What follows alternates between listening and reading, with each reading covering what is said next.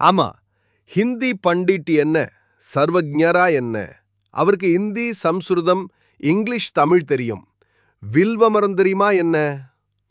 உள்ளுக்குள் அலுத்து கொண்டார். பெரியவா ஆக்ஞை மீற முடியுமா? பண்டிட்டிடம் போனார்.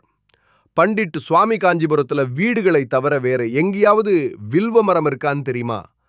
உங்களை கேட்கச் சொல்லி பெரியவா உத்தரவு.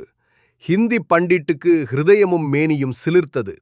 காரணம், 10 நாட்களுக்கு முன் இவர் ஒரு முனிசிபல் பார்க்கில் அமர்ந்து கொண்டு ஒரு முஸ்லிம் ஆசிரியருக்கு ஹிந்தி டியூஷன் சொல்லிக் கொடுத்து கொண்டிருந்தார். பார்க் என்றால் நம் ஊரில் கவனிக்கப்படாமல் காய்ந்து போன 1-2 செடிகளை தவிர வெறும் குப்பையும் கூலமுமாகத்தானே இருக்கும். இதுவும் அப்படிதான் இருந்தது. ஆனால் அவர் பார்வையில் பளிச்சென்று பச்சை பசேல் என்று அந்த வில்வமரம் பட்டது. அட, பார்க்கில் வில்வமரம் கூட வளர்க்கிறாளா என்ன என்ற நொடி பொழுது சிந்தனை அப்போதே மறைந்தது.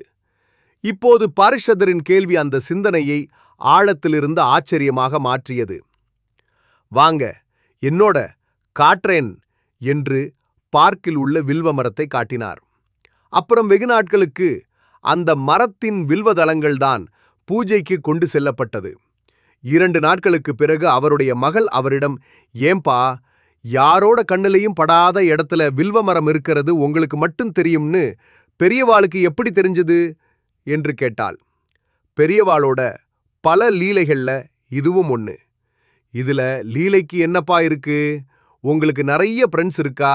நிறைய இடங்களுக்கு போறேல், சிவ